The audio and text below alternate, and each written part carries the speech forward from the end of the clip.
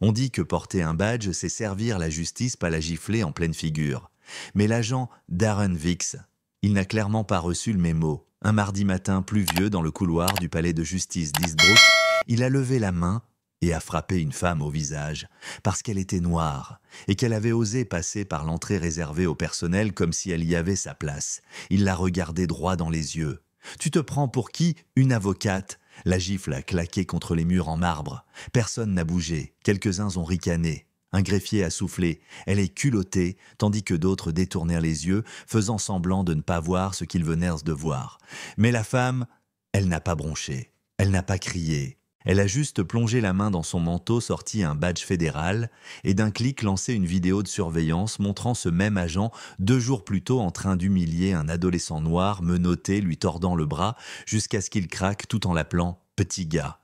Et cette femme qu'il venait de gifler, la juge Camille Hart, juge fédérale, nommée il y a 5 ans, ancienne militaire vétérane de terrain. Le couloir s'est figé, pas un silence ordinaire, un silence qui vous colle au cœur, qui vous fait sentir chaque battement comme une faute. Plus tôt ce matin-là, Camille avait traversé les détecteurs de métaux avec une assurance qui avait instantanément redressé la posture des agents de sécurité. Ses talons résonnaient sur le sol précis régulier sans une hésitation. Darren Vix, posté près de l'entrée réservée, s'était campé devant elle comme un mur d'égo en uniforme. « Madame, dit-il en scannant sa carte d'un air méfiant, cet accès est réservé au personnel autorisé. » Elle ne répondit pas. Elle jeta un œil au panneau de la salle d'audience derrière lui et passa à côté de son épaule comme s'il n'existait même pas. Et c'est là qu'il a perdu pied. Ce n'est pas son silence qui l'a blessé.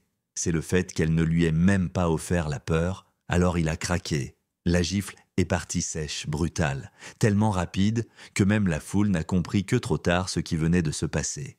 La tête de Camille a tourné avec l'impact. Mais sa colonne, elle n'a pas bougé d'1 millimètre.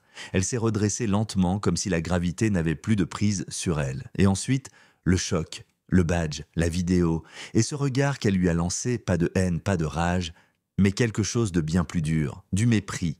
Et la foule a vite changé de ton. Un jeune stagiaire asiatique américain avait fait un pas en avant au moment de la gifle. « C'est une agression !» avait-il crié, la voix tremblante. Mais quand Vix s'était tourné vers lui, main crispée près de sa ceinture, le stagiaire avait reculé. Il avait baissé les yeux, puis s'était figé. La honte lui coulait sur le visage comme une pluie froide. Ses poings s'étaient serrés, mais ses pieds étaient restés cloués au sol. Camille l'avait vu, elle avait tout vu, et elle n'avait pas dit un mot. Dans la salle d'audience numéro 3, la tension devenait presque palpable. L'assistance chuchotait. Les journalistes ajustèrent leurs caméras. Le garde à l'entrée évitait soigneusement le regard de Camille. Darren, lui, se tenait droit, toujours sûr de lui, comme s'il croyait encore que le système le protégerait comme toujours. Mais Camille, elle n'était pas venue pour jouer dans un jeu truqué. Elle s'est avancée vers la barre, lentement, calme. Une main sur le dossier de la chaise, l'autre sur le micro. Pas de notes, elle n'en avait pas besoin. Quand quelqu'un pense être au-dessus des lois, dit-elle voix posée, et qu'il frappe une personne habilitée à inspecter le système dont il se croit protégé, ce n'est pas de l'ignorance, c'est de l'arrogance avec un badge. Un souffle de stupeur parcourut la salle. Darren serra la mâchoire, son avocat lui souffla quelques mots, mais Camille continua, et à mesure qu'elle parlait, la foule qui avait approuvé sa gifle commença à vaciller. Certains croisèrent les bras, d'autres détournèrent le regard. Une femme au fond qui avait ricané plus tôt mordait sa lèvre, les yeux baissés. Personne n'applaudit, mais personne ne riait plus. Camille balaya la salle du regard lentement. Un regard sans colère, sans reproche, juste assez long pour qu'ils se voient eux-mêmes. Puis, elle s'arrêta. Elle resta debout, immobile.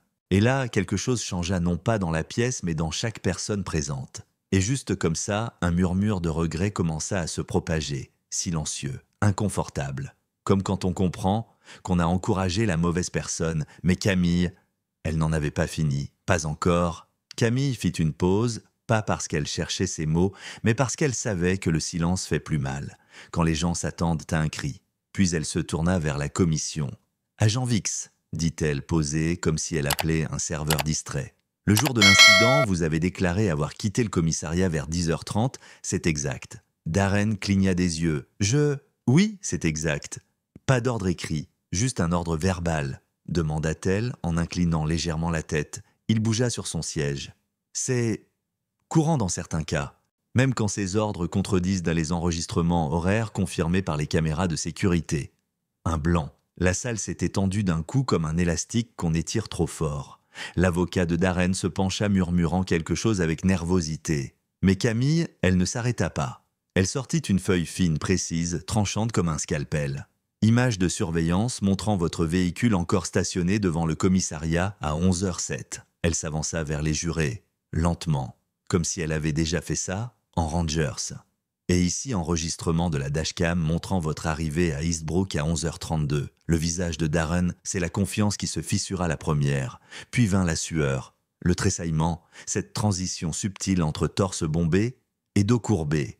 Mais ses yeux, non-eux, ne cédèrent pas. Ils s'endurcirent. Il s'approcha du micro. « Vous appelez ça de la justice » aboya-t-il. « C'est une mise en scène. Vous » Camille leva la main non pas pour le faire taire, mais pour lui tendre la corde. Il la prit. « Vous croyez que tout tourne autour de la race » lança-t-il, rouge de colère. « Je faisais juste mon boulot. Cette femme est entrée comme si elle possédait les lieux. » Sa voix monta. Pas de bonjour, pas de badge montrait clairement pas de respect pour la loi et l'ordre. Quelqu'un dans la salle murmura « Mais c'est elle, la loi !» Darren frappa la table. « Je savais pas qui elle était. Et c'est justement là le problème, » répondit Camille. Pour la première fois, sa voix porta vraiment. « Vous n'aviez pas besoin de connaître son nom pour respecter son humanité. » Silence. Mais ce n'était pas un vide. C'était lourd, chargé, inévitable, parce que tout à coup, on ne le voyait pas comme un protecteur, mais comme un homme en train de se désintégrer devant la justice. Et puis, le stagiaire se leva à nouveau. Il tremblait, oui, mais cette fois, il ne recula pas. « Je l'ai vu faire, » dit-il à voix haute, « et je suis resté muet. J'aurais dû parler plus tôt. » Darren se tourna vers lui, comme une enclume prête à tomber. « Tu veux ruiner la vie d'un homme pour un malentendu ?»« Non, » répondit le stagiaire, « c'est vous qui avez fait ça tout seul. » Dans la salle, une femme essuya ses larmes. Une autre se leva, puis une troisième. Pas une révolte, une prise de conscience. Une vague discrète mais profonde qui traversa un public qui, quelques minutes plus tôt, avait applaudi le silence. Le président de la commission se pencha lentement. « Agent Vix, » dit-il d'une voix lourde. « Vous êtes suspendu à titre conservatoire dans l'attente d'une enquête criminelle pour faute professionnelle, faux témoignage et agression motivée par des préjugés raciaux. » Darren n'avait plus l'air en colère, il avait l'air petit. Il regarda Camille non plus comme une ennemie, mais comme un homme qui réalise que le monde ne tourne plus autour de lui. Et peut-être qu'il ne l'a jamais fait. Pourtant, dans son regard, quelque chose brûlait encore. Était-ce du regret, peut-être, ou peut-être juste l'ego blessé. Il marmonna. « Vous croyez que ça changera quoi ? Ils me remplaceront. » Camille le fixa sans haine. Mais avec quelque chose de bien plus lourd. « Non, dit-elle, ils se souviendront de vous. » Dehors, le vent soufflait fort. Une foule s'était formée, des pancartes, des caméras. Une écrite à la main disait simplement « Le silence est une complicité. » Camille sortit du bâtiment. Les flashs crépitèrent comme un orage. Les micros se tendaient vers elle, mais elle ne parla pas. Elle s'avança lentement vers un petit mémorial dressé devant les marches. Une photo de Bruno, l'homme mort pour avoir aidé à révéler la vérité, était posée entre deux bougies.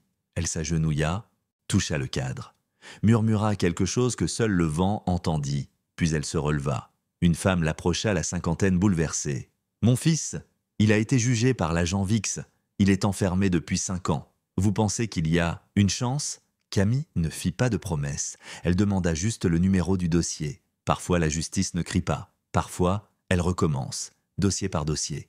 Mais pendant ce temps, de l'autre côté de la rue, une voiture noire était garée. Moteur allumé, vitres teintées, à l'intérieur une silhouette, silencieuse, regard fixe, téléphone contre l'oreille. « Camille Hart fait trop de vagues », dit la voix à l'autre bout du fil. L'homme ne cligna pas des yeux. « Alors il est peut-être temps de la noyer. » La ligne coupa. « Alors dites-moi, est-ce que justice a triomphé ou est-ce que ça n'était que le début d'une autre guerre ? À votre avis, qui avait raison, qui avait tort ? Laissez votre commentaire ci-dessous.